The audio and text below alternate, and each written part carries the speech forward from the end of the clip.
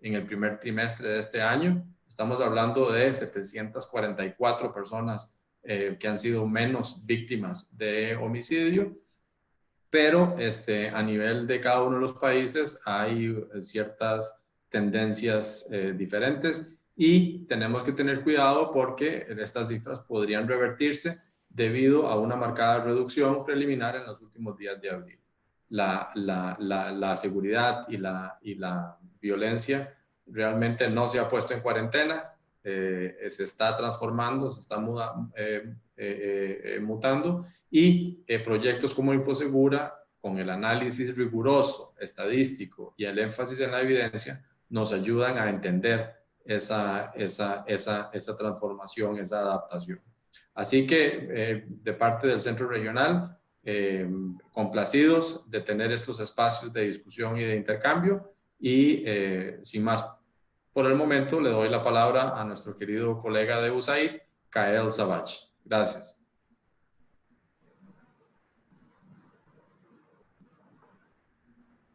Muchas gracias.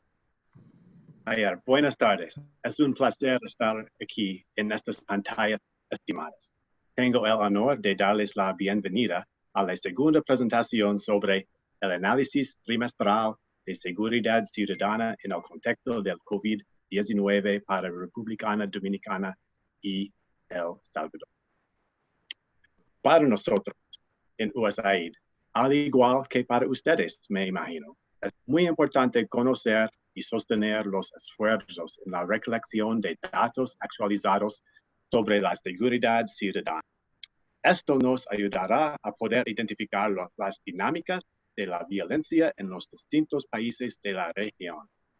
Este intercambio con los diferentes países nos ayuda a conocer y discutir los desafíos y el análisis de los datos para poder utilizarlos en el diseño de políticas públicas de los distintos países. No quisiera dejar pasar esta ocasión sin agradecer al equipo de Infosegura y cada una de las instituciones que ustedes representan por su constante labor en brindar datos actualizados en cada país para poder hacer los análisis necesarios. Muchas gracias y nuevamente bienvenidos. Gracias. Muchas gracias, Kael, por tus palabras. Gracias, Jairo. Vamos a dar continuidad al programa de esta tarde y vamos a escuchar y ver la presentación que Marcela Smoot nos trae con un análisis del contexto regional del que estamos analizando este primer trimestre del 2020. Adelante, Marcela. Muchas gracias por estar aquí.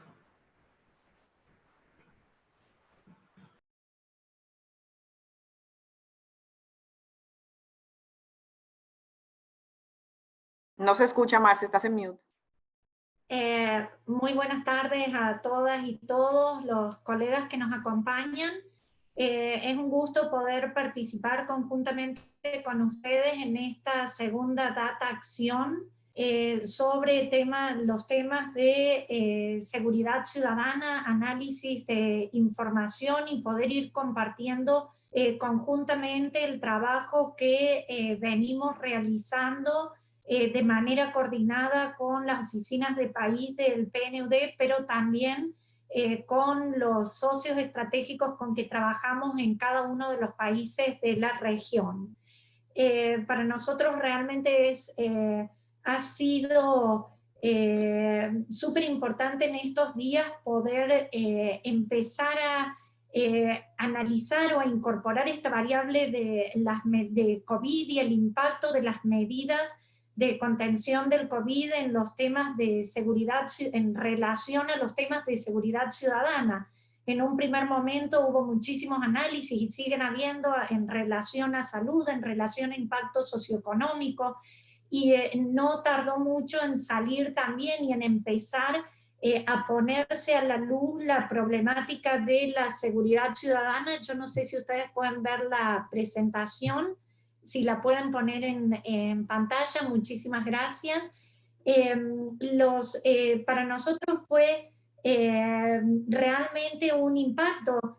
El análisis fue súper importante poder entender mejor los cambios, las modificaciones en las dinámicas de la inseguridad que se venían dando a raíz de las medidas particularmente de aislamiento o de confinamiento, y en este primer análisis trimestral, incluso ahora en esta segunda acción, tratamos de analizar algunos delitos actualizando información, por lo menos con datos preliminares también para el mes de abril, y como bien decía Jairo, la tendencia a la reducción de los homicidios continúa. Esto es algo que veníamos viendo desde el año 2019, en el primer trimestre continúa esa reducción de los homicidios, y lo que nos encontramos es que en los 4 primeros meses ha habido una reducción del 30% de los homicidios en los países de Centroamérica.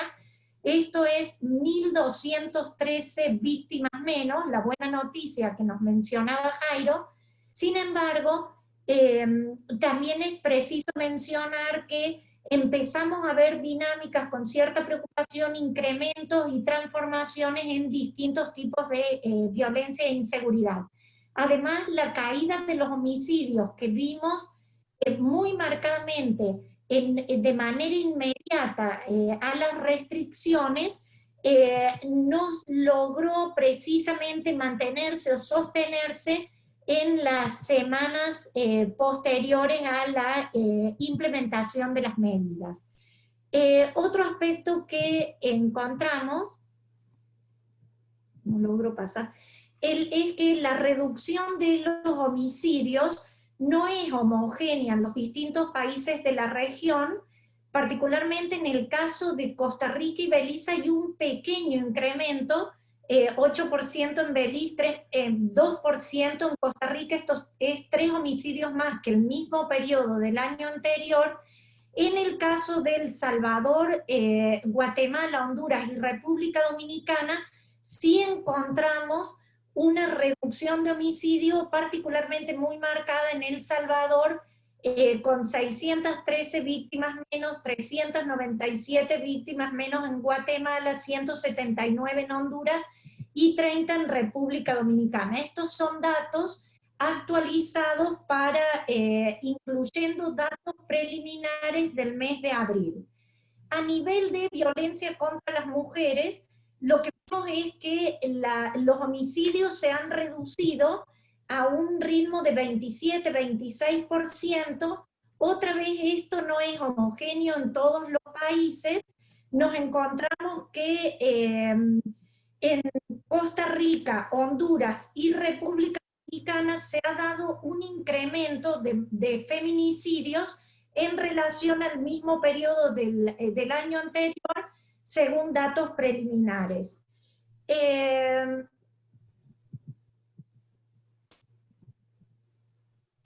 Estoy con problemas muy lento para pasar las láminas, disculpen.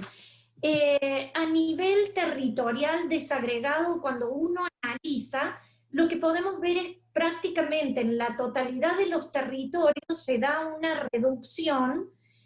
Sin embargo, también esto no es homogéneo. En el caso de El Salvador, la reducción se da en todo el territorio nacional. En el caso de Guatemala y República Dominicana, hay una fuerte reducción en las capitales. En el caso de Honduras, esto no es el mismo comportamiento. Si bien hay una reducción en todo el país, en el departamento donde se encuentra ubicado Tegucigalpa hay un incremento de los homicidios, y en el caso de Costa Rica y Belice, el incremento de homicidios se ha dado fundamentalmente en las zonas costeras. Como ustedes pueden ver, en la semana anterior analizamos los datos del primer trimestre y prácticamente estas tendencias continúan. Ahora, cuando nosotros analizamos los casos, lo que nos estamos encontrando es que empiezan a aparecer otras dinámicas de violencia que afectan fundamentalmente a poblaciones más vulnerables. por ejemplo, se ve un incremento en casos de violencia contra la mujer. Por ejemplo, en Costa Rica hay un 14% de incrementos de casos en los juzgados de violencia doméstica durante el primer trimestre del año. En Guatemala igualmente el número de atención por violencia doméstica aumentó 9%, y en Honduras lo que nos encontramos es un 5% de incrementos de denuncias de violencia contra la mujer en el primer trimestre del año, denuncias en el 911. Acá tenemos una serie de dificultades debido a que muchas de las denuncias de violencia contra la mujer sabemos que no se están registrando, y un desafío, y estamos haciendo esfuerzos también para tratar de adaptar herramientas que nos permitan capturar mejor esta información sobre violencia contra las mujeres. Vemos también, acá queremos mencionar como algunos desafíos que existen que tienen que ver con las transformaciones de las dinámicas de violencia que mencionábamos. Vemos que si bien hay esta reducción de homicidios que se da más fuertemente por medidas de confinamiento, empiezan a cambiar un poquito en el mes de abril. Vemos el incremento de femicidios, hay también aumento en ciberacoso y en otras formas de violencia, particularmente que afectan a las mujeres. Esto creo que es un impacto para los que trabajan directamente en el tema de gestión de información, en cómo mejorar esta captura de información de manera tal de poder generar reportes para que los tomadores de decisión y para los que implementan las políticas públicas puedan transformar estos datos en acciones concretas. Una alerta que hacemos es fortalecer estos sistemas de recolección de información, utilizarlos, generar análisis muy rápido para la toma de decisiones y particularmente contribuir a generar información que permita generar insumos para continuar el desarrollo de políticas públicas desde este enfoque comprensivo, multidimensional, alineado a la Agenda de Desarrollo Sostenible tal como se venía desarrollando hasta la fecha. Esto es lo que queríamos compartir con ustedes de información regional, pero vamos profundizando con la situación de cada país. La semana pasada tuvimos oportunidad de escuchar el análisis de situación de Costa Rica y de Guatemala, y hoy vamos a poder profundizar en los casos de El Salvador y República Dominicana. Y nos complace mucho no solamente poder contribuir en los análisis junto con las instituciones, sino también en transformar estos datos en acciones concretas como las campañas de violencia contra la mujer que ya se han activado en los países donde venimos trabajando. Entonces, sin más, me quedo acá para que puedan profundizar los colegas. Muchísimas gracias.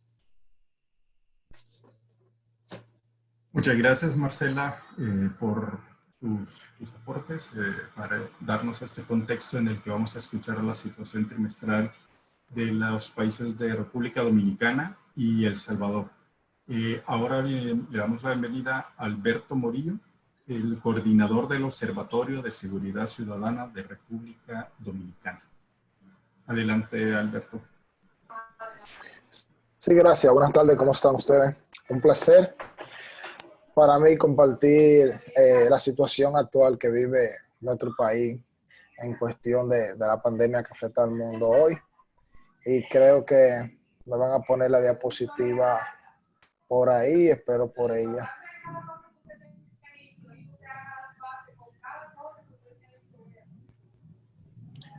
Perfecto.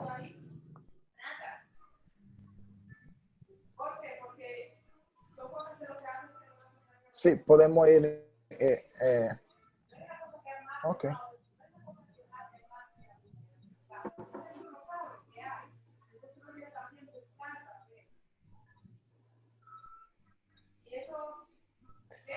Ya tengo control de la pantalla. Perfectísimo. Sí, buenas tardes. ¿Me escuchan todos? Por favor, confirmar que no escucho a nadie. Te escuchamos, Alberto. Perfecto. Confírmame que tengo el control yo. A ver.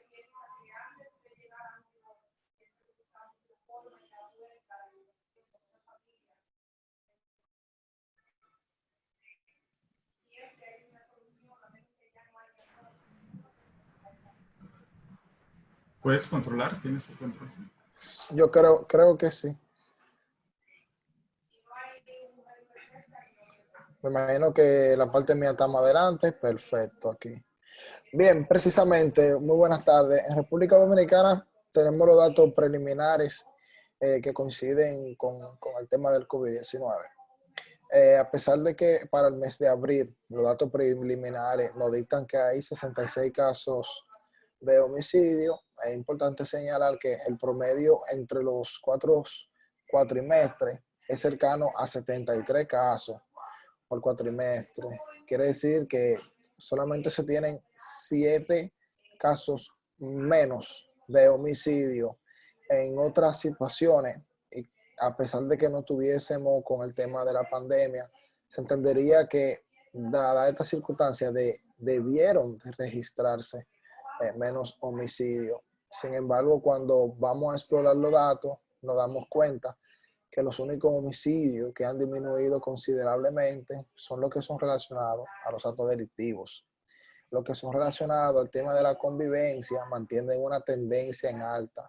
Esto significa que la diferencia de datos para alcanzar el promedio y estar por encima del promedio, más de la mitad lo está aportando el tema de la delincuencia. Es decir, durante este proceso de pandemia, los homicidios delictuales son los que han tenido una disminución, pero los homicidios que tienen que ver con la convivencia entre las personas se han mantenido prácticamente igual. Número uno, esto refleja que en República Dominicana hay una permanencia de la violencia extrema entre personas que son vecinas y que conviven. Número dos, también podríamos interpretar que el hecho de que hay una pandemia no ha tenido un efecto significativo a las reducciones de los homicidios, que podría ser plausible. Número tres, también se podría entender que no todas las medidas se están cumpliendo en los sectores más vulnerables de nuestro país. Esto es lo que dejan ver los datos. Cuando salga el boletín de seguridad que va a salir, vamos a poder contrastar. También les anuncio que República Dominicana agregó 15 días más para el tema de la pandemia. Significa que vamos a tener información prácticamente todo el mes de mayo también para poder abarcar todo el tema del periodo. Y también es importante señalar, fíjense cómo el año pasado, en septiembre, inclusive con todo normal, alcanzamos 65 casos de homicidio. Esa reducción también fue por temas delictuales y se mantiene la tendencia de temas convivenciales. Fíjense aquí, 65, 66, este 76 también está dentro de los valores promedios y este 80 se sale un poco de 3 desviaciones estándar y eso da un reflejo de la problemática real y también sabemos entonces dónde que debemos tener políticas públicas. Bien, la política pública de esta manera ha afectado la política pública en relación con el COVID-19. Observamos que durante los meses de enero, semanalmente, el registro de variables de los homicidios, pero también vemos que ese mismo delito en plena pandemia, cuando se toman las medidas, sigue con una forma en promedio parecida a los demás meses. O sea, no hay una variación grande en relación a lo mismo. Entonces, esto también nos ayuda a que los esfuerzos deben de ser más de políticas sociales convivenciales, porque aparentemente las de tipo delictuales están resueltas o están teniendo su efecto.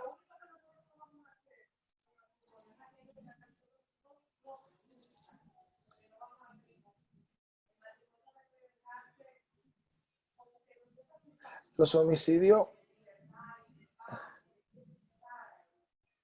ok, tiene un delay, vamos. Tiene un delay, tengo que darle para atrás para unos segundos, disculpe, perfecto, entonces, un solo clic adelante.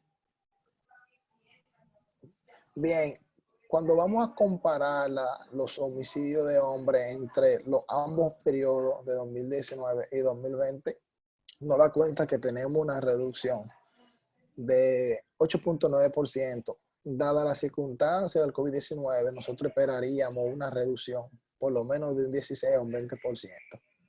Esto le comentaba en relación a que el tema convivencional sigue siendo la causa principal de homicidio en República Dominicana.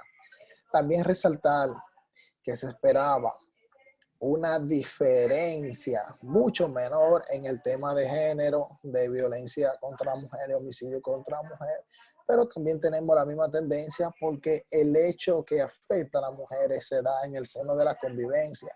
No se evidencia tanto por ellas ser víctimas de delincuencia común, sino temas convivenciales dentro de su misma casa, vecinos y familiares, este tipo de cosas.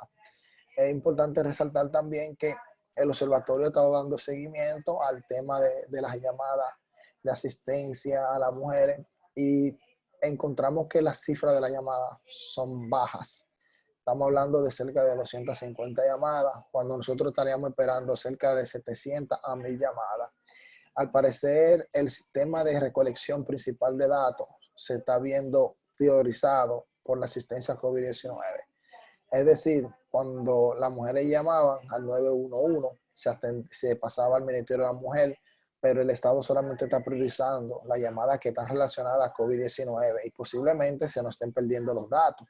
Entonces, después que vaya pasando todo esto, entonces esperamos que en los meses subsiguientes tengamos un aumento de este tipo de denuncias, porque ya esas mujeres que sufrieron ese tipo de violencia, muchas de estas podrían estar llamando entonces a los canales pertinentes. Así que posiblemente pase en los otros países igual que como se espera que pase aquí. Un aumento posterior al COVID-19 porque es donde se pueden entender. Esto sería como una secuela de la mala experiencia que vivieron durante el confinamiento. Eso es lo que esperamos nosotros. Tenemos que esperar los datos para confirmar esa apreciación. Y aquí vemos cómo van los homicidios en estos 4 meses analizados en comparación con los del 2019. Un detalle importante, la provincia de Rojo representaron aumento en el tema de la convivencia, pero estas provincias, principalmente las que están de este lado, aquí al norte del país, tuvieron un brote de infectados, porque estas provincias no estaban tomando la política pública por el Estado y estaban con juego de gallo, como dicen aquí, juego de azar, andaban en la calle y seguían teniendo sus actividades habituales. Entonces, en esa provincia roja, del central, de esta parte del sur y de la Altagracia, hubieron unos brotes del COVID-19 y esto siguió con el tema de los homicidios. Sin embargo, en esta provincia, que estas son provincias fronterizas con Haití, se registraron un aumento de homicidios, un aumento leve, pero en esta provincia específicamente, salvo Barahona, que es esta, solamente tiene 70 casos de COVID-19. Y si comparamos el aumento que tuvo Barahona en relación a los homicidios, con esta parte, María Trinidad Sánchez, la provincia de Duarte, la provincia de Espaillá, vemos que también tuvieron aumento. Entonces, solamente la línea fronteriza no tiene tanto contagio de COVID-19, pero sí tuvo un aumento en el tema relacionado con los homicidios. O sea, no hay una relación directa entre afectados de COVID-19 con los homicidios, estadísticamente hablando. Podríamos tener más adelante otro tipo de evidencia con esos fines.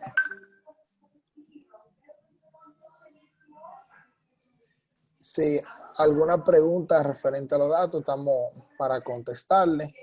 Y hasta aquí es la presentación de República Dominicana. Muchísimas gracias.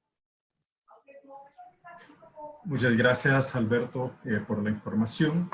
Ahorita vamos a complementar unos datos con Raiza Crespo, que es la oficial de género del PNUD, quien nos trae algunos datos sobre la situación de las mujeres y la violencia contra las mujeres en este contexto y en este trimestre recién estamos cerrando. Adelante, Raiza, bienvenida. Hola, ¿cómo están? Muchas gracias, Elmer, y bueno, un saludo especial a todo el equipo de Infosegura, a nuestros colegas y socios de USAID, con quien también tenemos una relación estrecha aquí en República Dominicana, y bueno, a los colegas del Ministerio de Interior y Policía, Alberto. Gracias por permitirnos este espacio para poder comentarles. Bueno, tal y como también Alberto mencionó, hemos tenido una reducción importante en el número de llamadas, ¿verdad? Las llamadas de auxilio de las mujeres se hacen a través de la línea, el 911, y a través de la línea mujer del Ministerio de la Mujer. Y el promedio de estas llamadas en situaciones normales es de un 31 y se ha reducido en épocas del COVID a 23 llamadas. Entendemos que quizás haya un problema con la recolección de la información, como dice Alberto, pero también hay un problema que sucede en muchos países que tiene que ver con el que la víctima está viviendo con el victimario y muchas veces les es muy difícil el poder establecer la denuncia. Y bueno, por eso se están estableciendo otros mecanismos donde la mujer pueda denunciar y pedir ese auxilio a través de comercios. Ahí el Ministerio de la Mujer tiene un programa que se llama Comprobante Fiscal 212, que lo hace conjuntamente con el sector privado a través de farmacias, supermercados, colmados. Y ahí pues también PNUD está apoyando.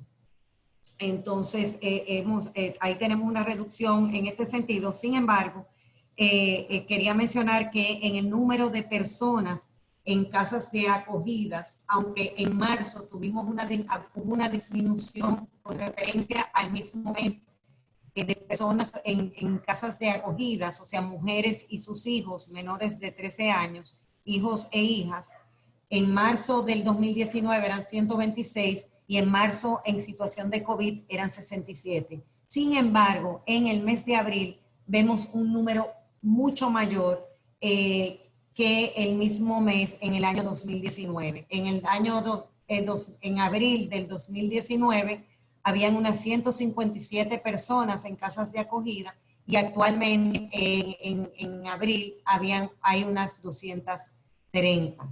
En total hay 329 personas acogidas entre lo que va de marzo y abril.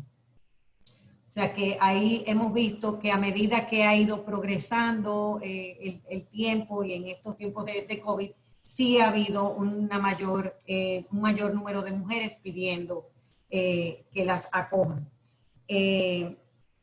También, bueno, el número de denuncias ha reducido mucho en el periodo marzo-abril del año 2019 había un total de 13.659 denuncias y en el mismo periodo, en el 2020, solamente tenemos 4.130 denuncias.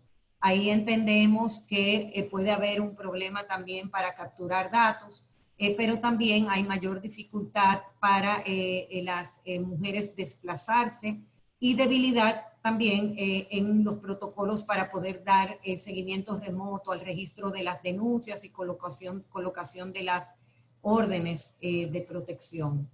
En total también tenemos a la fecha unos 6 feminicidios en el país, que también entiendo es una reducción en cuanto al mismo periodo el año pasado, el año 2019. Quisiera señalar que con el apoyo de Infosegura y viendo esta debilidad que hay en la recogida de la información, estamos apoyando al Ministerio de la Mujer, a su línea mujer, para tener una mejor captura de datos y servicio a través de la línea mujer y poder establecer una mejor coordinación. O sea que en este momento estamos en ese proceso apoyando al Ministerio de la Mujer con el proyecto Infosegura. Eso es todo. Muchas gracias. Gracias a ti, Raiza. Gracias también a Alberto. Cerramos acá la sección dedicada a República Dominicana. Les recuerdo que después de la presentación de El Salvador, que es la que viene, podremos realizar las preguntas y leer las preguntas que nos han enviado por escrito. Y ahora pasamos con el equipo de PNUD El Salvador. Abre Laura Rivera, que es la oficial de programa de gobernabilidad. Luego le sigue Daniel Carzana, que es el punto focal de Infosegura en El Salvador. Y sigue Víctor Tablas como analista de Infosegura en El Salvador. Entonces los dejo con PNUD El Salvador. Adelante, Laura. Hola, buenas tardes. Muchísimas, qué gusto ver muchas caras de amigos y amigas a través de la pantalla. También nombres por aquellos que no quieren poner su foto ni abrir el video, pero mucho gusto y me encanta que podamos compartir este espacio y es para el análisis trimestral de seguridad ciudadana en El Salvador. Como veremos, vamos a hacer referencia a la incidencia de algunos delitos en el contexto COVID. Gracias también a la presentación de nuestros colegas de República Dominicana y vemos cómo tenemos desafíos comunes que va a ser muy importante para la etapa de preguntas y respuestas que podamos discutir. También gracias a los colegas de Infosegura Regional por esta idea genial del Data Acción. Me parece que es una brillante idea y de eso se trata. Qué bueno que nos acompaña USAID, nuestro socio en Infosegura. Este análisis que les vamos a presentar, hay que hacer referencia que es con información pública de las instituciones nacionales, ¿verdad?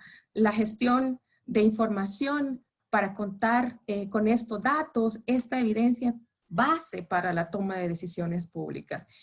Y nosotros, para nosotros esto es parte del enfoque integral de seguridad ciudadana, ¿verdad? Que tiene como pilares el desarrollo y la seguridad de las personas. Como vamos a ver, los datos están permitiendo tomar a las instituciones públicas decisiones informadas y pertinentes.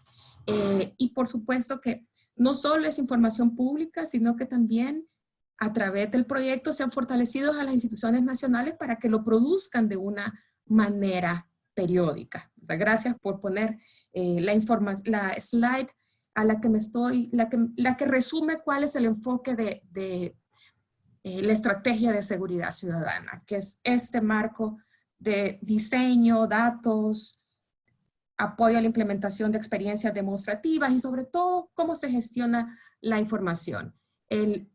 Hay que decir que tenemos un ejemplo concreto de Data Acción en tiempos de cuarentena y vimos que cómo al estar recogiendo esta información, al estar haciendo el monitoreo periódico, vimos cómo hay una alza de feminicidios en algún punto mayor que muertes por COVID. Pues si bien es monitorear, pero no es por sí mismo, no solo es en nuestro afán, sino que ayudamos a una articulación de las instituciones nacionales de seguridad y justicia para que articulen una respuesta pronta para esas mujeres que están en situación de emergencia, en condición de riesgo. Entonces, de eso se trata la Data Acción.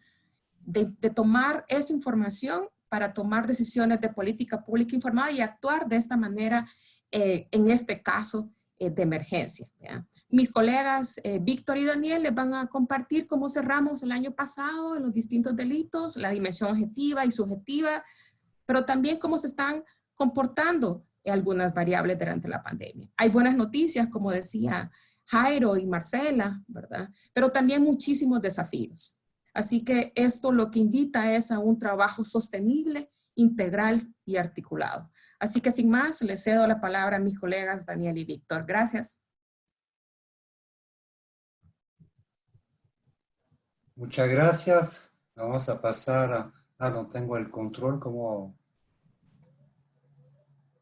Si me puede pasar el control para pasar la presentación.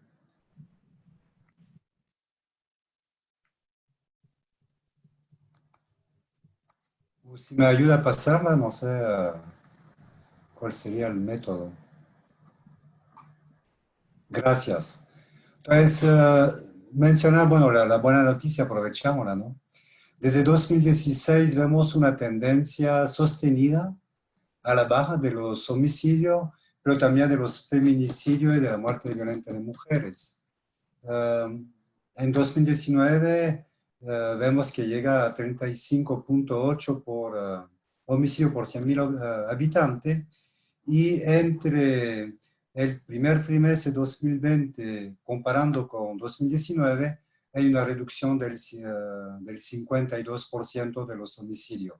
Si sigue así la tendencia, El Salvador va a llegar, digamos, al nivel de la tendencia a nivel regional. Okay. Bueno, todos los años hemos visto que la principal víctima son los jóvenes. Sabemos que 19 de cada muerte, el promedio son 19 mujeres que han sido asesinadas mensualmente y tenían menos de 30 años. Con los hombres son 177 promedio mensualmente, y ellos también son jóvenes, entre 15 y 29 años. Entonces aquí, cierto, el tema de política tiene que focalizarse en esta población más vulnerable a este fenómeno. ¿Vamos? El otro tema que siempre llama la atención son los desaparecidos. Aquí también vemos una tendencia a la reducción. Entre los últimos 10 años han sido como 31.000 personas que han sido reportadas desaparecidas, y desde 2013 vemos que hay una tendencia donde los hombres son quienes desaparecen más. Hemos tenido acceso a algunos datos entre enero y febrero de la policía sobre personas reportadas desaparecidas. Son más o menos 250 personas. De eso, el 45% la policía ha encontrado la persona viva. Hay un 4% que encontraron fallecidas, que estaban así fallecidas, y hay otros 50%, 51%, que no encontraron a esta persona. Entonces aquí hay un gran desafío también de saber a dónde está, ¿no? 5 de cada 10, habría que ver en el tiempo si se mantiene la misma tendencia, pero hay 5 de cada 10 personas que no encontramos. Bueno, los países donde estamos tienen mucha migración, tal vez está relacionado también con eso. Vamos. La siguiente, por favor. Ok, entonces el primer trimestre en 2019 primero es las barras más oscuras, no, la más clara, disculpe. Vemos que todos los delitos han bajado, salvo la extorsión. Y en este último trimestre, este primer trimestre de 2020, todos los delitos han bajado, salvo, como lo vemos en medio, algunos delitos que relacionan con la violación, lesión y hurtos. Vamos. Entonces, como lo mencionaba Laura, con el tema de las llamadas, vemos que entre el 11 de marzo y el 27 de abril, la policía recibió mucho más llamadas por los temas relacionados con violencia intrafamiliar. Entonces se ve que aquí hay un efecto también de esta cuarentena, y es una alerta. Varias instituciones ya han promovido el número, digamos, de atención dentro de este contexto, porque es una alerta que surgió hace una o 2 semanas. Vamos. Entonces, a través de la encuesta que se hace desde 2017, una encuesta de cultura de paz para medir la victimización y la percepción de inseguridad. La tendencia de 2019 es que hay menos victimización. Pasamos de 14.1 a 9, que es el gráfico que está a su izquierda. Pero vemos que si hay una reducción, hay un incremento de la victimización. Entonces, es decir, que hay más, la persona que vive en cierta zona sufre más delito, y no es que el delito se está extendiendo a nivel territorial, por lo menos esa es la hipótesis. Entonces, habría que ver también si las políticas que hubo sostenidas de focalización tienen una relación con este número. Y el otro, el tema de la denuncia a las autoridades, vemos que siempre quedamos, varios años han sido así, son como 2 de cada 10 personas que denuncian un hecho. Entonces, eso nos da también una, ¿cómo se llama? Una medición con los delitos que hemos visto anteriormente. Vamos, los delitos de registro administrativo. También la encuesta nos ha permitido ver que 13 de cada 100 personas desea migrar, pero de estas 13 personas, solamente 3, un cuarto de ellas, han hecho planes para concretar, digamos, este deseo. Y creo que ese no es una novedad, pero vemos que en la gráfica que el principal motivo, ¿no? Razones para irse siempre son primero el económico, el ingreso, el tener acceso a enviar remesas, y el segundo es el tema de la seguridad. Tanto si la persona percibe, digamos, el país inseguro, o también si ha sido amenazado directamente. Aquí ya la última barra se refiere que ha sido, digamos, amenazado, y entonces ya se va por esta razón. Vamos. Y el tema de inseguridad, bueno, siempre es el tema de preocupación de los salvadoreños y salvadoreñas, aunque ha reducido entre 2018 y 2019, pasamos de 7 de cada 10 personas a 6 de cada 10, pero es un tema todavía que preocupa mucho a la ciudadanía y donde tiene que haber, digamos, respuesta fuerte en este sentido para abordar estos problemas. Vamos. También en 2019 hemos visto, desde 2016 hay una reducción en los enfrentamientos entre grupos criminales y policía. Entonces todo eso empieza a ir a la baja también. Me parece que es una buena noticia. Sigamos. A Víctor tal vez. Aquí va a pasar la palabra a Víctor. Gracias, Daniel. Bueno, sí, quizás para esta parte dar un muy breve antecedente, y es que, digamos, desde el comienzo de este 2020, desde la sede del PNUD se empieza a hablar del camino para lograr una gobernabilidad efectiva. Y entonces, bueno, se habla de que ese camino necesariamente tiene que estar conformado por 3 carriles. Entonces, esos carriles, ¿verdad? O también pueden ser entendidos como pilares, tienen que ser la resiliencia, la inclusión y la productividad. Entonces, pues claramente la inseguridad y la violencia en el país imponen algunos desafíos que limitan la capacidad de desarrollar plenamente esta gobernabilidad efectiva. Así que lo que hemos tratado de hacer, lo que hemos hecho es identificar algunos elementos de seguridad ciudadana para entender cómo estos se vinculan con la gobernabilidad efectiva.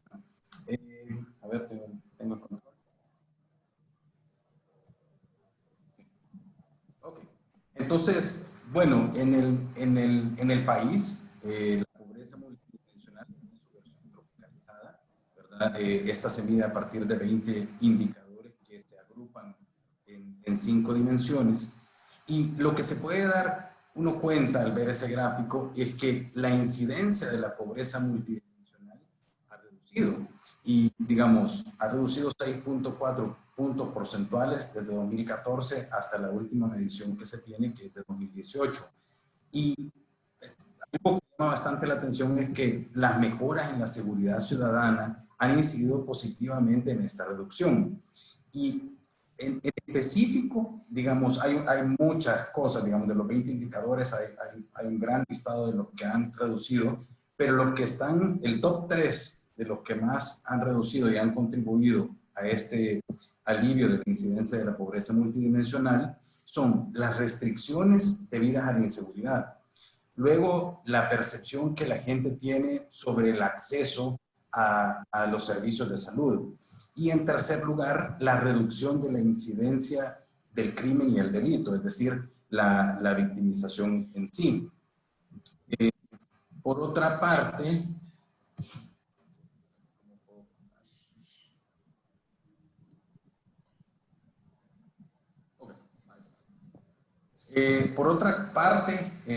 observamos que a pesar de los avances de los últimos años, hay un estancamiento, digamos, en el índice de desarrollo humano. Por ejemplo, si uno ve el dato de 2015, esta andaba por 0.660 y en 2018 avanza un poco, ¿verdad? A 0.667, o sea, un avance positivo, pero modesto, ¿verdad?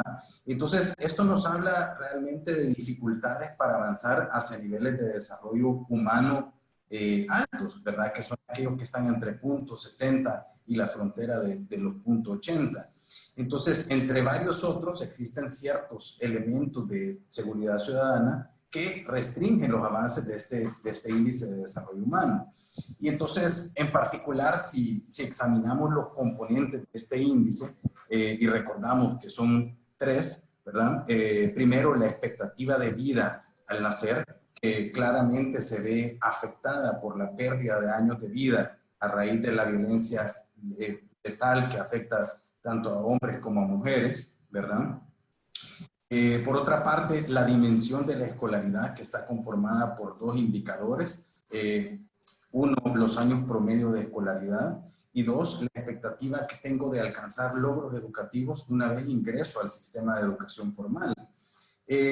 Y bueno, esto, digamos, también se ve que está afectada, ¿verdad? Porque hay amenazas en muchos de los entornos educativos. Si uno ve, por ejemplo, los levantamientos que hace el Ministerio de Educación con este observatorio, se puede alcanzar a ver, por mencionar algunos, que en ciertos hay presencia de pandillas, a veces se observan delitos sexuales, ¿verdad? Entre otros. Y la tercera dimensión de este índice de desarrollo humano, que es el ingreso nacional bruto, ¿verdad? Conformado por el Producto Interno Bruto más el grupo de factores en sus versiones per cápita, pues digamos también son afectados por los costos directos e indirectos que ocasiona la inseguridad y la violencia. Para darles un ejemplo, el Banco Central de Reserva en el año 2016 hizo un estudio en el que señalaba que la inseguridad, bueno, obviamente le cuesta al país, ¿verdad? Y le cuesta, digamos, de 2 formas. De manera directa, ¿verdad? Y aquí uno puede incluir, por ejemplo, los costos en atenciones de salud, los costos institucionales, los costos preventivos, ¿verdad? Hay otros costos sobre los agentes privados, como son los robos, los hurtos, las extorsiones. Y eso es lo que se ve de manera directa, pero también hay otros costos que aparecen de forma indirecta y que pueden ser entendidos como esos costos de oportunidad, ¿verdad? Digamos, aquellas pérdidas que se tienen digamos, por falta de inversión, por pérdida de producción. Entonces, cuando este estudio, digamos, cuando agregaba todos estos costos, decía, bueno, a El Salvador la violencia y la inseguridad le cuesta aproximadamente el 16% del Producto Interno Bruto anual, ¿verdad?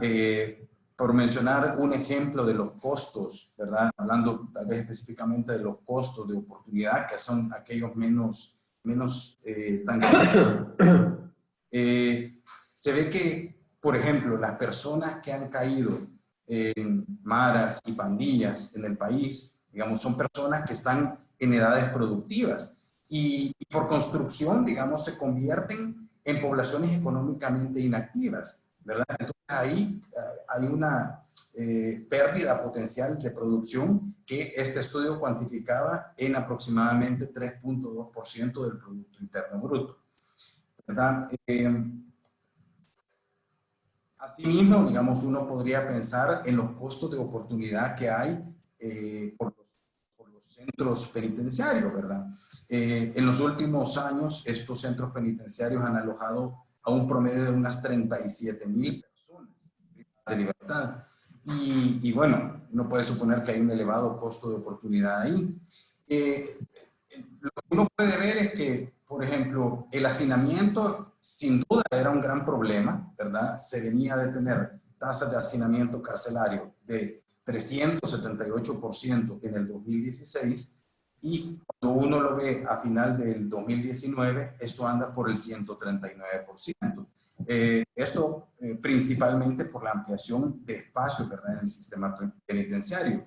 Y digamos, eso está bien, pero también hay otra realidad, ¿verdad? Y es que cuando uno ve cuáles son las tasas de encarcelamiento, resultaba que en el 2018 la tasa llegaba al 609 por cada 100,000 habitantes. Y según un estudio de ICPR, pues esta es la más alta de toda América Latina. Aquel mismo estudio del Banco Central de Reserva cuantificaba cuál era el costo de oportunidad de la población privada de libertad y decía que rondaba más o menos el 1.1% del Producto Interno Bruto al año. Me queda un minuto, Víctor. Ok, perfecto. Solo quiero pasar a la siguiente.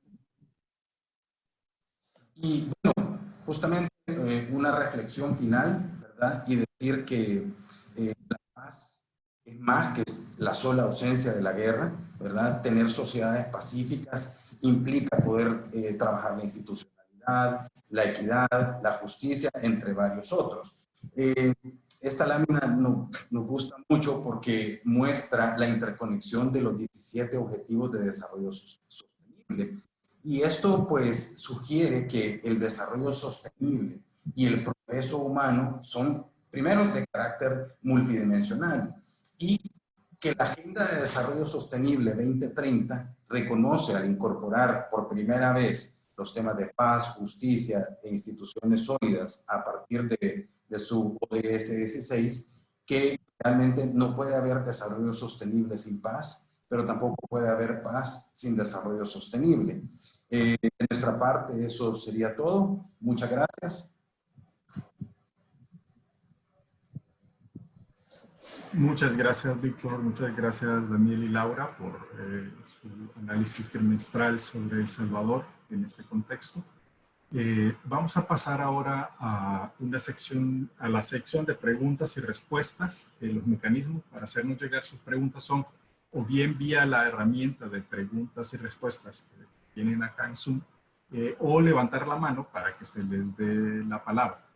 Entonces quisiéramos empezar esta ronda de comentarios, revisando la palabra.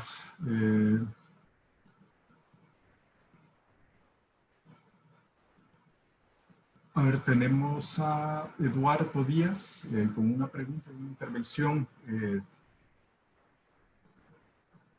Si le damos audio a Eduardo o si ya puedes controlar el micrófono. Pues. Buenas tardes a todos, colegas de la región. Un gusto saludarlos desde Guatemala. En general, solo quería hacer un comentario y una pequeña reflexión, tal vez pregunta al final. Podemos ver más comparativamente con El Salvador, que somos países vecinos y muy cercanos, cómo las dinámicas son bastante parecidas en cuanto a la bajada de los homicidios y cómo se ha ido comportando el tema, el comportamiento del fenómeno de la violencia contra la mujer y violencia intrafamiliar. Vemos que los homicidios pues, han bajado considerablemente en ambos países, pero que también los delitos contra en el seno de la convivencia familiar y también de la violencia contra la mujer se han ido disparando. En algunas ocasiones, comparado también con algo que mencionaba República Dominicana y también El Salvador en el tema de las llamadas de auxilio de violencia contra la mujer, en el caso de Guatemala también se han reducido, se vieron reducidas en el primer mes del confinamiento, que sería marzo. Sin embargo, el hecho de que no haya un registro de llamadas de auxilio no significa que no esté sucediendo la violencia contra la mujer y también la violencia en el seno de la familia. Entonces es súper importante poner el foco en esta línea de que aunque no, tal vez los números no se han disparado demasiado, siempre el tema de la violencia contra la mujer y la violencia en el seno de la familia está vigente. Simplemente también el acceso a poder denunciar y poder movilizarse a poner una denuncia o tener acceso a una llamada que se encuentra limitado y por esa razón no hemos visto reflejado tanto en los números. También quisiera hacer una acotación en cuanto a lo que viene después del confinamiento y este periodo de cuarentena que se ha ido extendiendo en los países de la región.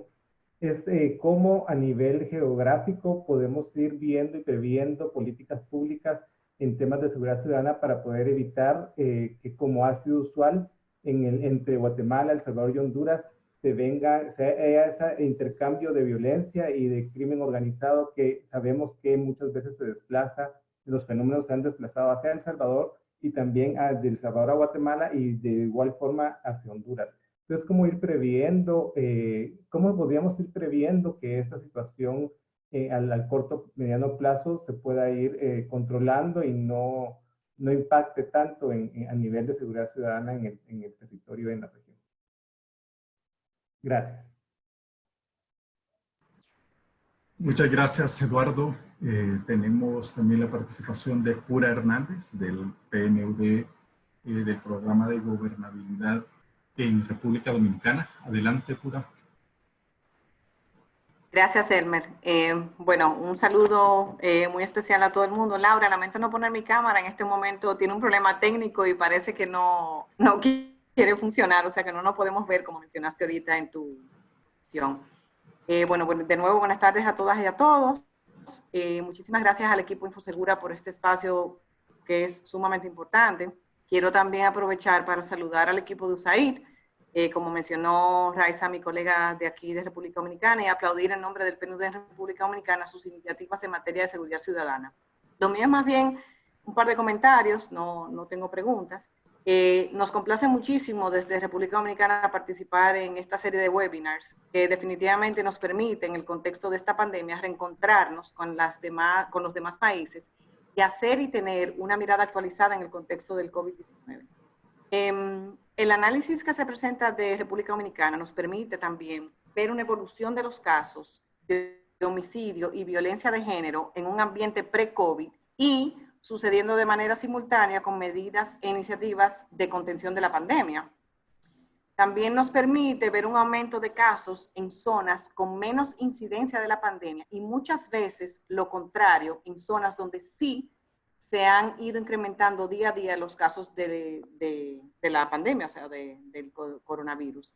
Siempre teniendo en cuenta los aspectos que afectan de manera diferenciada a las mujeres. En este último cuatrimestre hemos visto cambiar la cotidianidad de nuestros países. Poder hacer un buen análisis de la data sobre seguridad ciudadana sigue cobrando interés desde el punto de vista de tranquilidad de las personas, desde el punto de vista de la gobernabilidad democrática, de la estabilidad socioeconómica e incluso del avance en la mitigación de distintos aspectos de la misma pandemia. Ya para concluir, quiero comentarles que aquí en República Dominicana hay avances y especial atención desde el Estado en el levantamiento de los datos, en su análisis, en su calidad y en la misma gobernanza del dato. Quiero también reiterar que PNUD, de la mano con el proyecto Infosegura, acompaña al Observatorio de Seguridad Ciudadana en su fortalecimiento de capacidades.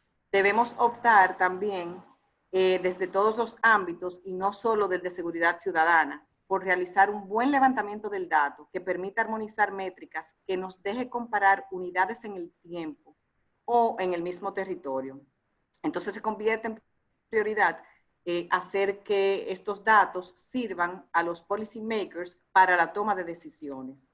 Lo que venimos viendo en las presentaciones es evidencia accionable para la toma de decisiones que permite determinar en qué zonas del país podríamos estar realmente tomando medidas concretas, no solo para atender la pandemia y sus implicaciones, sino también para mejorar la seguridad ciudadana, las iniciativas pertinentes y las intervenciones necesarias. Ya no tengo más comentarios. Gracias. Muchas gracias, Pura, por tu comentario. Vamos a ver con Carmela Lanzas de Honduras.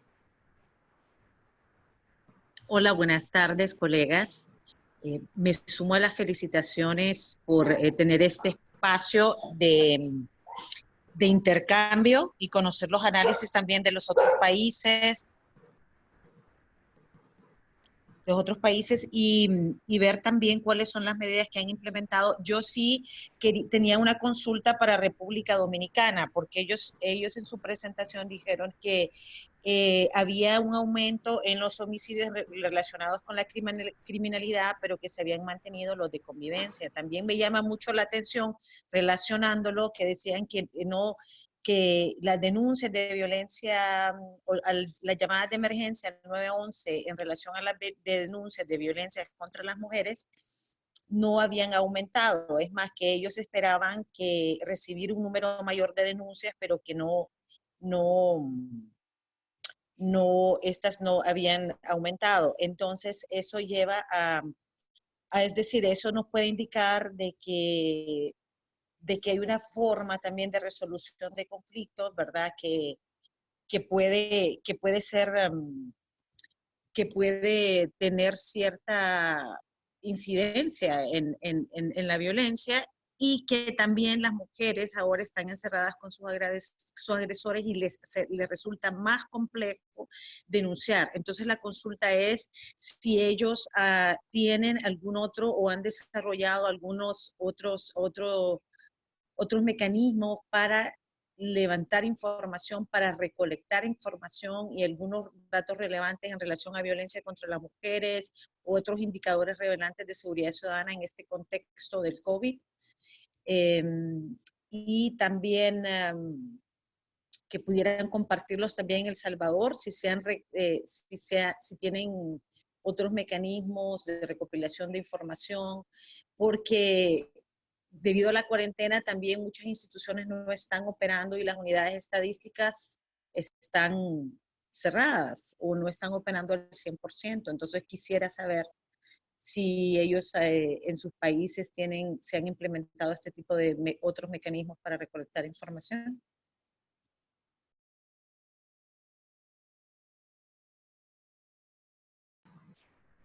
No sé si alguien del equipo de El Salvador quiere contestar esa pregunta. Hola. Sí, hemos tenido lo mismo problema. Es cierto que durante este periodo de cuarentena, las instituciones no funcionaron con todo el personal. Entonces, hasta hace poco, bueno, en El Salvador apoyamos, ¿cómo se llama la herramienta para que se pueda difundir a nivel público? Entonces no estaban cargados. Es cierto que esa es una dificultad. Y en cuanto a datos más frescos, digamos que más que todo con los homicidios, nosotros siempre esperamos lo que publica, digamos, la mesa tripartita para tener datos ya colegiados entre las tres instituciones que mira este fenómeno.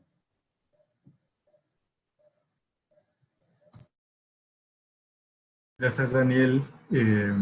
Hay otra pregunta de Lizeth Miranda, que dice, esta es para el equipo de Infosegura, y dice, ¿prevé el equipo de Infosegura la posibilidad de medir el impacto económico de la pandemia en materia de seguridad ciudadana, gobernabilidad en el caso específico de El Salvador, y los avances en la consecución de los objetivos de desarrollo sostenible, específicamente con el objetivo 16? Sí, muchas gracias. Voy a responder la pregunta a Lizeth. Desde el proyecto Infosegura estamos tratando de impulsar análisis multidimensional que tengan en cuenta los temas de, relativos a la inseguridad y el impacto en la vida de la gente, pero también entender también en la relación con aquellos factores que la transforman, que la dinamizan, que potencian formas de violencia, muy alineado, con un enfoque multidimensional. Entender el tema de la seguridad vinculados a temas de eficacia institucional, temas, en definitiva, los temas de gobernabilidad que preguntabas, confianza ciudadana, y por otro lado también vinculado a temas de oportunidades, oportunidades de desarrollo, oportunidades, subempleo, jóvenes que no estudian ni trabajan, un poco aquellos, cuando hemos hecho los análisis vemos que dentro de los temas de pobreza multidimensional, los temas de inclusión o de exclusión en realidad son los que más están relacionados con las dinámicas de violencia. Y en ese sentido estamos tratando en los países de promover la integración de bases de datos y análisis que permitan entender la problemática de la violencia, la problemática de la inseguridad, desde esta perspectiva multidimensional, analizando la relación que hay en la medida que vamos disponiendo de datos, la relación que hay entre los distintos factores que potencian o que profundizan o perpetúan diferentes formas de violencia. En este sentido también vamos a tratar de incorporar indicadores que nos permitan entender el impacto económico que está teniendo nuestros equipos o los colegas de nuestros equipos en los países han participado, particularmente, por ejemplo, en el caso de El Salvador, también se han incorporado con los equipos de país en los análisis socioeconómicos y en el impacto de las, concretamente en El Salvador, el impacto de las medidas tomadas del COVID o que implica las restricciones que implican la cuarentena también, el impacto que tienen en grupos vulnerables, en aquellas poblaciones más impactadas por distintos tipos de factores. Entonces, en ese sentido, esperamos continuar trabajando en conjunto con los equipos de los países para poder profundizar los análisis. Gracias, Marcela. También hay una pregunta en la sección de preguntas y respuestas de Jorge Caballeros, a donde dice, considerando la reducción del PIB en los países derivados de la pandemia y su relación existente con el desarrollo, ¿qué impacto se espera en materia de seguridad? Juan Pablo, te dejo que tú le hayas empezado conversación ahí para que nos lo compartas.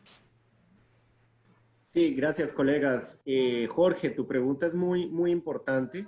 Digamos, en el último informe, tanto del Banco Mundial como el que se ha hecho por parte del FMI, se espera una caída promedio de menos 5% del PIB para los países de América Latina. En el caso de los países de Centroamérica que ya venían en una recesión, esto puede oscilar entre una caída entre menos el 4 y menos el 6% dentro del PIB.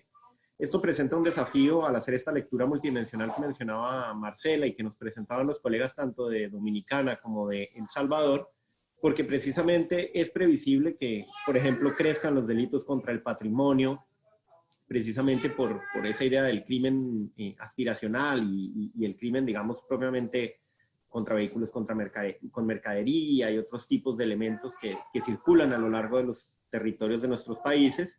Asimismo, el tema, por ejemplo, de conflictividades en términos desde la seguridad ciudadana, como lesiones, riñas, conflictos, por ejemplo, entre pandillas y demás por pugnas territoriales, es posible que también crezcan debido a la pelea por plazas criminales, por así decirlo.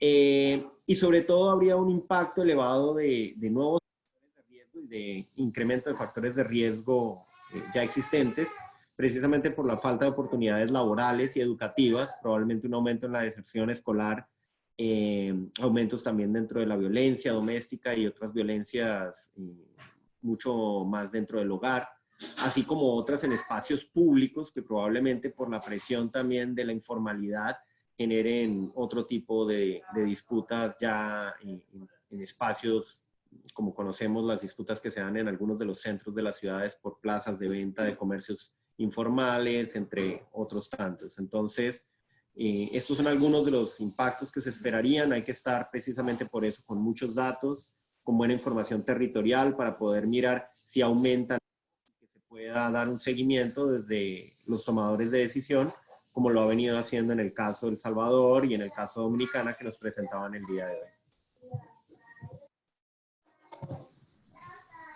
Gracias, Juan Pablo, por la respuesta. Gracias también, Jorge Caballero, por tu pregunta.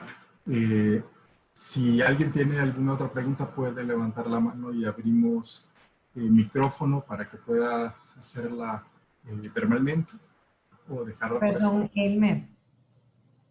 Si quisiera contestar a la pregunta que hicieron anteriormente sobre los sistemas o medios que se están utilizando para poder denunciar la violencia contra las mujeres.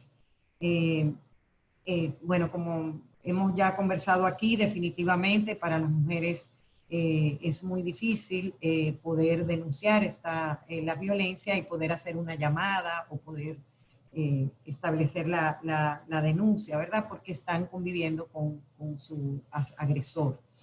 Entonces, en ese sentido, aquí en República Dominicana, yo comenté que estamos, desde el Ministerio de la Mujer se ha lanzado una iniciativa a través de los comercios que están funcionando, que también este tipo de iniciativas se está dando en otros países de la región. Obviamente, esta iniciativa de aquí de República Dominicana no es original, pero bueno, no vamos todos a inventar las ruedas, o sea, queremos tomar las mejores experiencias de otros países y esto está sucediendo en Argentina, en Chile, o sea, se han copiado otros modelos.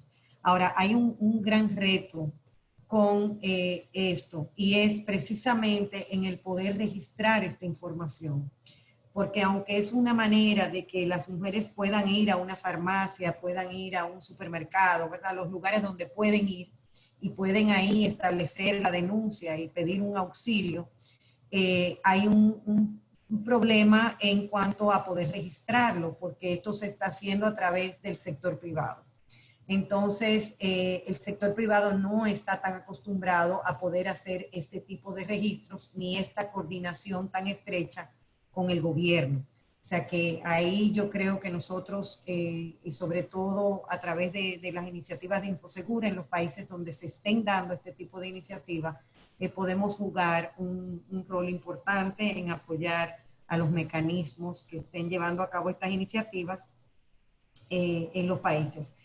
También muchas empresas del sector privado tienen sus propias iniciativas.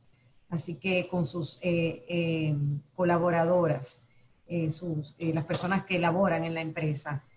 Así que ahí también esto presenta un gran reto de poder obtener esa información por parte de esas empresas del sector privado.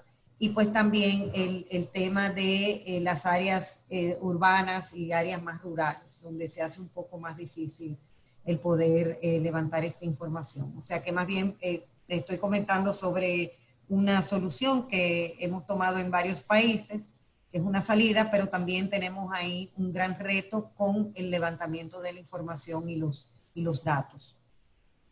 Gracias. Muchas gracias, Raiza. Teníamos a Oscar Delgado de Costa Rica levantando la mano. Adelante, Oscar. Buenos días, buenas tardes. ¿Cómo están todos? Un gran saludo, una felicitación por la iniciativa de estos webinars. Y yo tengo básicamente una reflexión más que una pregunta, y es un poco siguiendo la línea que planteaba Juan Pablo. Creo que también que hay que hacer algunos intentos prospectivos con respecto a lo que nos va a dejar un poco esta emergencia sanitaria, ¿no? A ver, hay varios temas que se están quedando un poco rezagados, un poco de lado. Obviamente no podemos manejarlo todo, pero hay que hacer, digamos, algunos esfuerzos también de reflexión en torno, digamos, a aspectos más sociológicos o más antropológicos. Hay algunos temas que sí vienen marcando algunas pautas. Por lo menos en Costa Rica se ha notado, digamos, sociológicamente un tema de un incremento en la conflictividad social. O sea, hay muchos grupos que están muy deprimidos, que están pidiendo ser escuchados, pidiendo ser ayudados, etcétera, y que son grupos que están muy, muy deprimidos, son grupos además muy fuertes, grupos de agricultores, grupos de transportistas, pequeñas empresas privadas, pequeñas pymes, etcétera, que están generando, digamos, una presión sobre el Estado, ¿verdad? Y habría que ver cómo se va solucionando un poco el asunto económico con todos estos grupos de presión que están presionando, valga la redundancia, muchísimo más sobre todo en este último mes, ¿verdad? De emergencia. Por otro lado, hay algunas cosas que también tienen que ver con la conflictividad social, que tienen que ver más con el aumento de las vulnerabilidades y con el posible aumento de las desigualdades. Y es, por ejemplo, el asunto que apuntaba Juan Pablo, que es una cosa que sí viene preocupando un poco, y es el asunto de la juventud, de las juventudes. Hay que prever una alta deserción escolar, ¿no? En Costa Rica se está planteando volver a las aulas de manera muy pausada a partir de julio, después de julio, que serían, digamos, acá hay unas vacaciones de 15 días a medio año, hasta después de esas vacaciones. En este momento están trabajando virtualmente, pero hay un grueso de la población que no tiene acceso o no tiene un acceso suficiente a las tecnologías virtuales, y eso va a crear alguna conflictividad, va a ensanchar las desigualdades y por lo tanto también puede estar ensanchando las vulnerabilidades. Por otro lado, hablaba con un colega y me decía que hay una gran presión, se abrió una línea en uno de los colegios profesionales para hacer precisamente asistencia a los jóvenes y, bueno, en general a toda la población, pero sobre todo un marcado énfasis en la juventud, y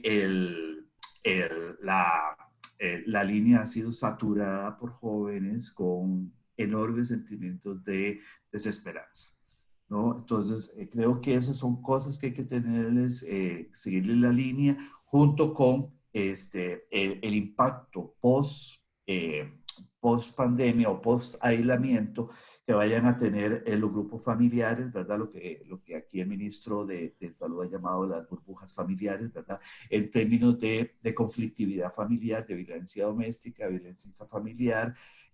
No hay que olvidar que estas dos violencias no solo atañen a las mujeres, aunque prioritariamente es a las mujeres, pero también es a los niños, a las niñas, a las personas adolescentes que viven en esa cosa. Nosotros hemos hecho un pequeño esfuerzo por llevar algunas estrategias de información para estas poblaciones, pero sí, con carácter prospectivo habría que darle un seguimiento precisamente a esos temas que son muy complicados de registrar, y tendríamos que pensar muy claramente en cómo afinar los métodos de recolección de información.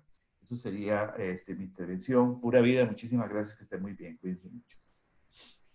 Pura vida, Oscar, muchas gracias por la participación. Senia Díaz de El Salvador también tenía levantada la mano. Dejamos la palabra, Senia. Gracias, Elmer. Saludos a todos, espero que estén bien ustedes y sus familias. Quizás dos comentarios que me preocupan. Uno es el tema de que la emergencia nos agarró todavía desarrollando nuestros sistemas de información y todavía nos hace falta mucho visibilizar sobre todo las poblaciones dejadas atrás.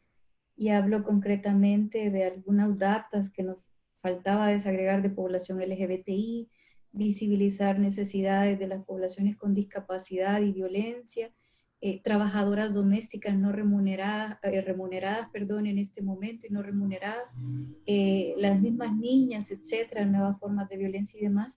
Y creo que venimos arrastrando algunas necesidades de información que no se han tenido hasta ahorita con la desagregación de vida, y la epidemia obviamente implicará que estos grupos poblacionales también sufran hechos de violencia importante que en ocasiones la data no nos permite visibilizar. Y ahí quisiera llamar la atención en la importancia de de que aún en medio de la pandemia podamos trabajar en el desarrollo de estas fuentes de información para visibilizar a esos grupos que se quedan atrás.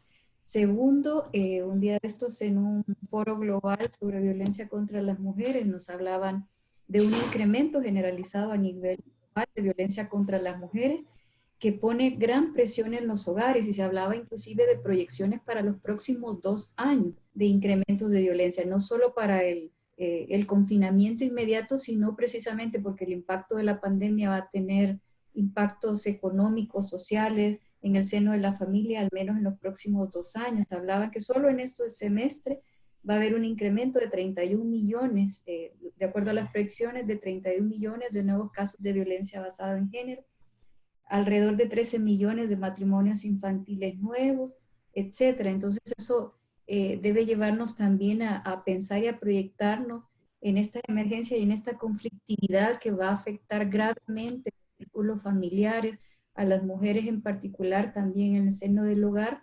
¿Qué medidas debemos tomar solo para responder en este momento y asegurar el acceso a la justicia, sino de acá a 2 años? ¿Qué medidas podemos estar pensando para atender esta nueva emergencia de nuevos hechos que puedan aparecer? Muchísimas gracias. Muchas gracias, Celia, por los apuntes. Alberto Murillo tiene levantada la mano. Te doy la palabra. Sí, estamos hablando de economía. República Dominicana, según un informe, todavía no ha caído en recesión. Por el momento, el único país de la región que no ha caído en recesión. Creo que el PIB de seguridad no se va a ver afectado por la pandemia, porque ya que es prioritario para la nación.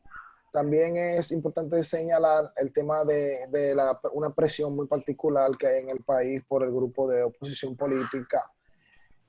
No abiertamente, pero esta es sobre que están promoviendo que el gobierno le dé a las personas el 30% de su AFP, que está relacionado al fondo de pensiones. Entonces eso también está metiendo muchísimo tema al Estado, de cara a que esos fondos no tienen todavía 20 años y que están invertidos en certificados a largo plazo en el Banco Central del gobierno. Eso también está poniendo algo de presión al sistema y en todas las redes. Algo que suma presión al tema de la pandemia es que actualmente el Congreso Nacional está dividido entre el partido de oposición y el partido de gobierno. Hace 15 días el presidente había solicitado 15 días para extender el tema de la cuarentena y seguir con su programa de asistencia a los trabajadores, a los más desvalidos, y se le otorgaron solamente 15 días. Bueno, los 15 días se prevé que tendrían, dentro de 3 días se vencen. El gobierno volvió antes de ayer y solicitó otros 25 días más, porque pasamos de una cifra promedio de 250 casos de COVID-19 por día. Por petición de la misma oposición y de todo el país, se aumentaron las muestras y registramos una cifra pico máximo en tan solo un día de 571 personas infectadas por el COVID-19 detectadas a través de muestras médicas. Y hoy entonces le aprobaron 15 días más de extensión al Estado. Es importante resaltar que en República Dominicana sigue la economía básica, sigue funcionando. O sea, hay personas que todavía están yendo a su trabajo de 8 a 4 de la tarde, a partir de las 5 de la tarde hay un toque de queda. Quiere decir que hay sectores priorizados para la vida nacional que siguen trabajando, que no una cuarentena total. También hay programas de asistencia a cerca de 3 millones de personas que está asistiendo el gobierno directamente. También el gobierno asumió los costos de una proporción salarial a las personas que fueron paradas, o sea, está dando asistencia. Pero en el escenario político, previo a elecciones que debíamos celebrar el próximo 16 de mayo, se están postergando para julio. Eso hay una tensión y esto genera una dinámica muy diferente al resto de la región que no está en tema político. Entonces ahora mismo se están debatiendo quién hace mejor las cosas, el otro está esperando que salgan mal para tener beneficio político, el gobierno quiere hacerlo bien para que su candidato pueda seguir, para que su partido pueda seguir gobernando, y una dinámica que tiene una sobretensión a todos los ciudadanos dominicanos.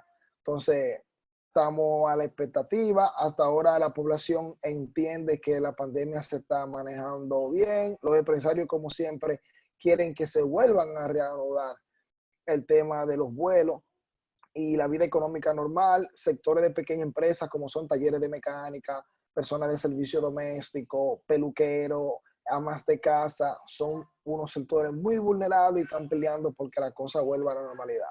Y también se está pensando que el presidente lo que plantea es que él prefiere sacrificar un poco más la economía y no ver que ocurra un segundo brote de COVID-19. Se prevé que ya en los próximos 30 días más ya las personas estarían habituadas ya a usar todas las medidas de seguridad y todo este tipo de cuestiones.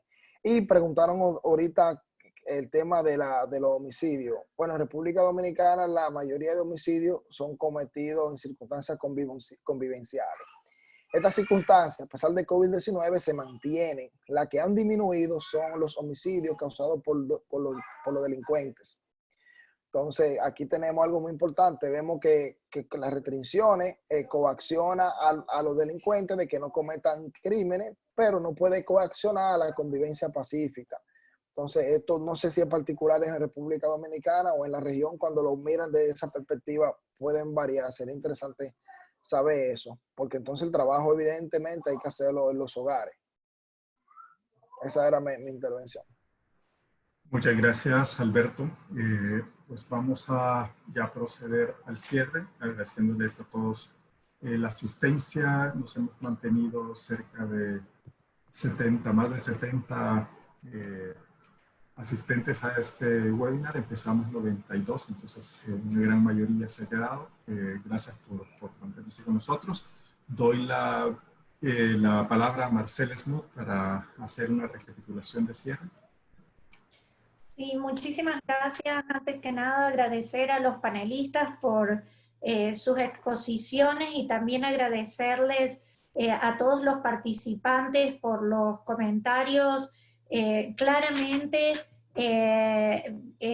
nos está indicando cómo el problema de la seguridad ciudadana realmente tiene una perspectiva multidimensional. Teníamos un problema de seguridad ciudadana en la región y tenemos que seguir recolectando información, generando evidencia que contribuya a la toma de decisiones de políticas públicas. Hoy más que nunca necesitamos generar esta información. Sabemos que también el tema fiscal seguramente va a apretar y necesitamos generar información para poder focalizar la política pública y poder tomar las decisiones de intervenciones sobre la base de lo que está ocurriendo. En las distintas intervenciones pudimos ver cómo el problema de la seguridad ciudadana no puede pensarse sin entenderse en marcos más amplios de temas de gobernabilidad, institucionalidad, el tema socioeconómico, el reto que nos impone también la recesión económica que vamos a tener, el desempleo, subempleo, las pérdidas de empleo que pueden haber seguramente impacten también en los temas de seguridad. Reiteramos nuestro compromiso de continuar apoyando en generar información que nos permitan entender estas transformaciones de dinámicas de inseguridad en este contexto, en este momento de restricciones, en este contexto de aislamiento social, y seguir generando información para prepararnos para la nueva normalidad o cuando se vayan abriendo, que seguramente nos pongan nuevos desafíos. Vemos que hay transformaciones en las dinámicas de violencia, nuevas formas de violencia que se están generando, que necesitamos también desarrollar herramientas que nos permitan capturar información que no podemos capturar con medios como lo hacíamos antes. Por ejemplo, muy fuerte el desafío de la violencia contra la mujer, de la violencia intrafamiliar en este momento, y creo que las discusiones como estas y el trabajo conjunto que venimos haciendo con las instituciones de cada uno de los estados será clave para poder contribuir en mantener análisis actualizados, pero fundamentalmente en transformar este dato en acciones concretas. Entonces, agradecerles nuevamente a los panelistas, a todas las personas que contribuyeron para profundizar el entendimiento de la seguridad ciudadana, la cohesión social, temas de conflictividad que fueron saliendo a lo largo de la discusión. Invitarlos a que se conecten el próximo jueves. Vamos a adelantar una hora las webinars a partir del próximo jueves a solicitud de colegas que les era más fácil incorporarse a un grupo más amplio, de manera tal que el jueves que viene vamos a empezar a las 2 de la tarde, hora del Salvador, Honduras, Costa Rica, 3 de la tarde de Panamá, República Dominicana. Y vamos a contar con la presentación de la situación de seguridad en este primer trimestre de Honduras y Belice, también 2 de la tarde de Belice. Entonces, agradecerles muchísimo a todos por los comentarios y seguimos trabajando en conjunto. Muchísimas gracias también a los colegas de USAID por todo el apoyo para continuar trabajando en conjunto estos temas, y a mis colegas del Centro Regional y de todos los países que nos acompañaron hoy también. Muchísimas gracias y seguimos en comunicación y nos vemos muy pronto.